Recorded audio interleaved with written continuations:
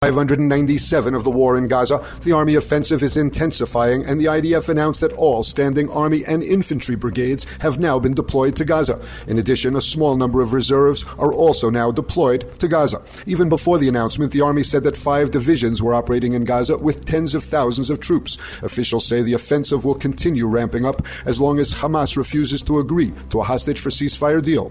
The IDF struck over 100 targets in the Gaza Strip over the weekend. The targets included a rocket launcher used to fire earlier at southern Israel. Other targets included terror operatives, buildings used by the terrorists, tunnels, and other infrastructure.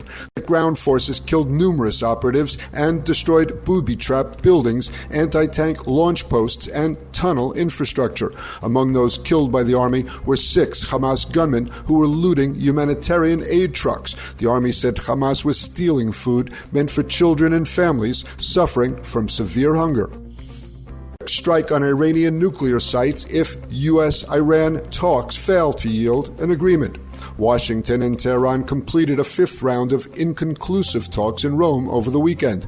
Israeli sources told Axios that Prime Minister Netanyahu is waiting for the nuclear talks to collapse, and for the moment Trump will be disappointed with the talks and give him a go-ahead. They launched a wave of airstrikes hitting Hezbollah targets across Lebanon.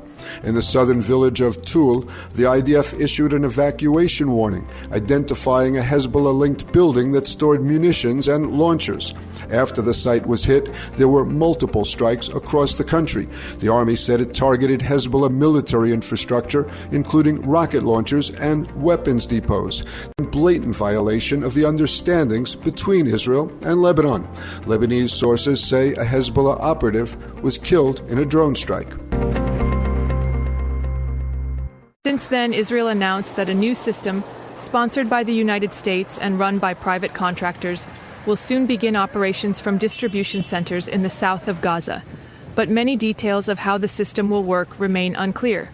The project's supporters describe it as an independent and neutral initiative.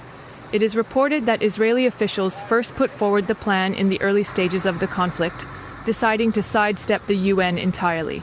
In the meantime, the IDF said 305 trucks carrying international aid have entered the strip from the Kerem Shalom crossing point since the blockade was relaxed on Monday. But the international community says this is just a drop in the ocean. It's just the very tip of what is required, right? We need 400, 500, 600 trucks moving a day. And not only do they need to be getting into Gaza, you need to be able to distribute them inside. And despite international criticism, Israel has further intensified its campaign in Gaza as part of the Gideon's Chariot operation. Then sparking even further outrage, Nasser Hospital reported Friday that an Israeli airstrike hit a home in Khan Yunis, killing 9 children from the same family and wounding the father and one of the children. The mother, a pediatrician at Nasser Hospital, was on duty at the time of the strike.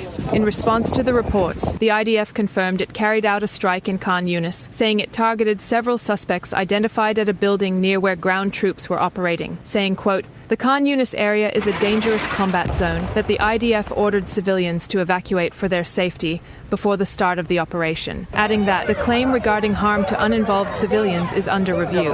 As of Saturday, the IDF announced that all standing army infantry and armored brigades were now deployed to the Strip, with Israeli officials warning that as long as Hamas refuses to agree to a hostage deal, the IDF will continue to ramp up its offensive in Gaza.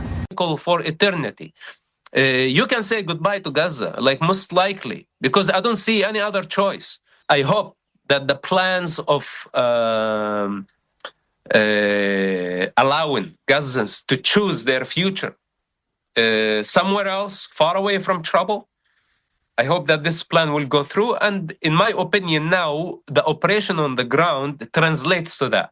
This is exactly what's happening. Cut the aid from Hamas, deplete them, and execute as many as you can of these clowns. They are total separation from the divine. They are totally separate from the source.